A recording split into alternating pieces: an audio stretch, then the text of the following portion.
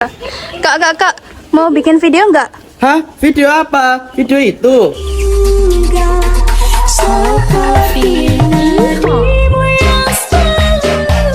Bukan. Video yang itu?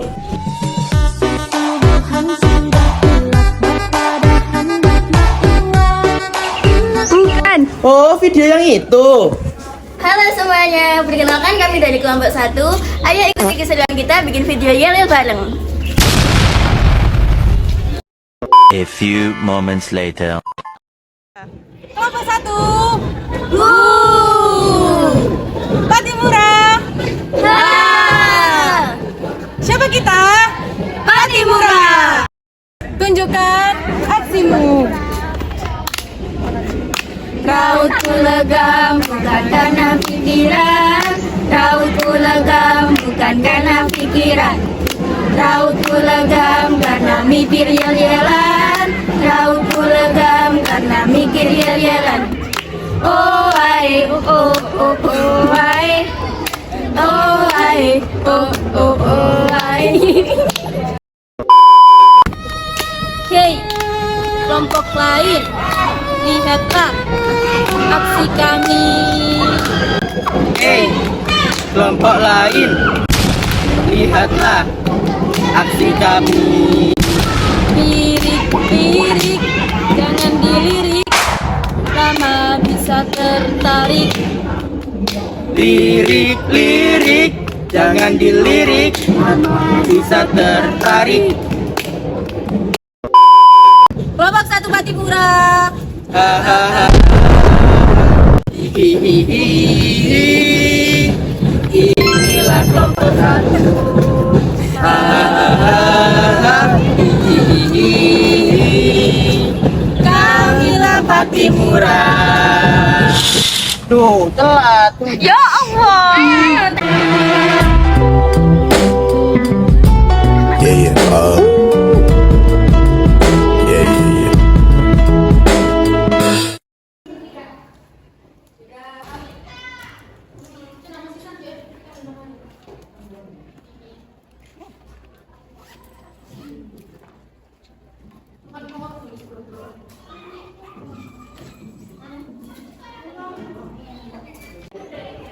Anak salah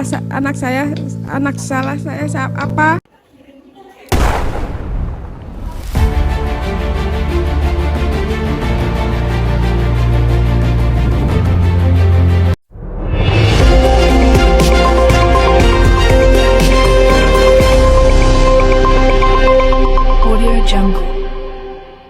Para pemirsa, kembali lagi bersama saya si Numpang Nama. Lembaran sejarah bangsa Indonesia kali ini tentang masa perjuangan bertahan. Masa moderat di mana para pemimpin bangsa berjuang dengan tekad kuat untuk meraih kemerdekaan, namun tetap mengedepankan jalur damai atau diplomasi. Bagaimana strategi mereka menghadapi situasi yang penuh tantangan? Simak laporan selengkapnya berikut ini dengan rekan saya dari kelompok 1.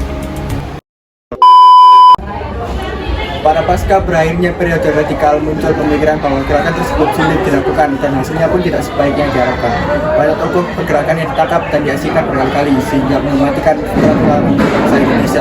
Oleh karena itu, terjadi pergantian strategi perjuangan rakyat Indonesia untuk lebih mandiri, tidak radikal politik, dan tujuannya agar keberlangsungan kemerdekaan Indonesia tercapai dengan maksimal.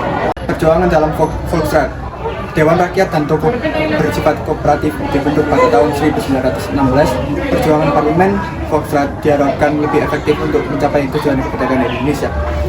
Fraksi nasional yang didirikan oleh Muhammad Husni Tarmin pada 20 Januari 1930 untuk mencapai kemerdekaan Indonesia secepatnya memiliki beberapa upaya, yaitu mengusulkan adanya perubahan, menghilangkan segala perbedaan dan politik, ekonomi, kebudayaan, dan akibat penjajahan, mendesak dicabutnya undang-undang sekolah liar, menyelamatkan para buruh dari Ponali Sakti.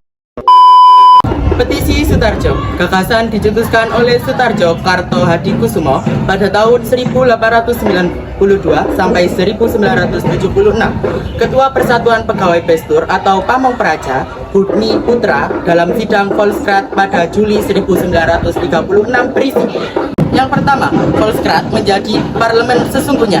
Yang kedua, direktur departemen bertanggung jawab. Yang ketiga, dibentuk Dewan Kerajaan sebagai badan tertinggi Indonesia dan Belanda. Anggotanya berasal dari kedua negara. Yang terakhir atau yang keempat, penduduk Indonesia yaitu orang-orang yang karena kelahiran, asal usul, dan cita-cita memihak Indonesia bertujuan menyusun rencana pemberian Indonesia pemerintahan yang terdiri sendiri dalam batas pasal 1 Undang-Undang Dasar Kerajaan Belanda, yang mana ditolak Ratu Belanda pada November tahun 1938 karena Indonesia dianggap belum cukup matang. Mosi Tomrin merupakan mosi yang dikeluarkan MH Tomrin agar pemerintah kolonial Belanda mengganti istilah-istilah yang dianggap sudah tidak sesuai lagi dengan situasi dan kondisi bangsa Indonesia saat itu. Keberatan pemerintah mosi ini adalah bahwa perubahan istilah membawa dampak politik dan ketatanegaraan. Taman Siswa didirikan oleh Ki Hajar Dewantara pada tanggal 3 Juli 1952. Tidak seperti organisasi politik lainnya, Taman Siswa bergerak pada bidang pendidikan dan tidak bersifat politis.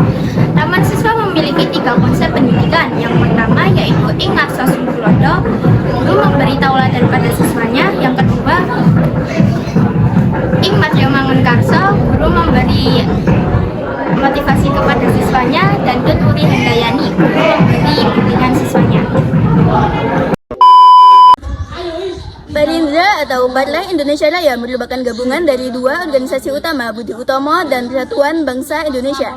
Merupakan hasil dari keputusan Kongres Budi Utomo pada 24-26 Desember 1935. Diketuai oleh DR Sutomo dan bertujuan untuk mewujudkan Indonesia Raya dengan jalan kooperatif moderat dan menempatkan wakilnya dalam Volkskrad. Gabungan Partai Politik Indonesia atau GAPI didirikan pada tanggal 21 Mei 1939.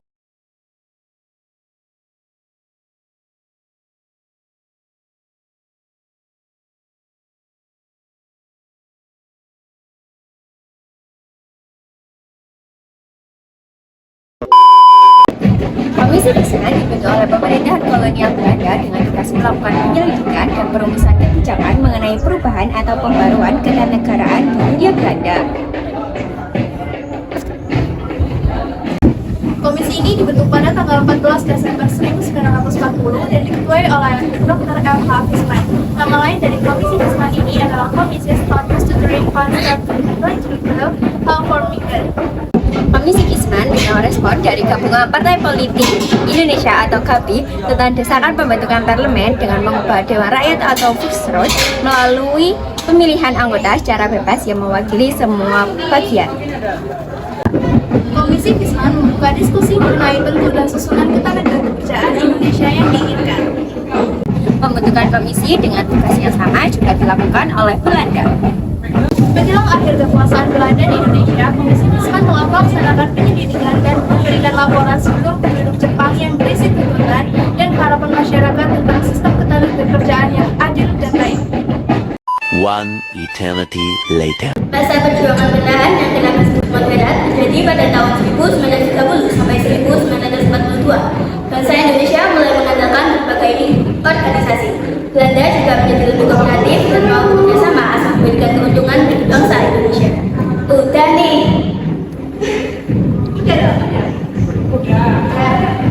Bentar, jadi dulu gak sih?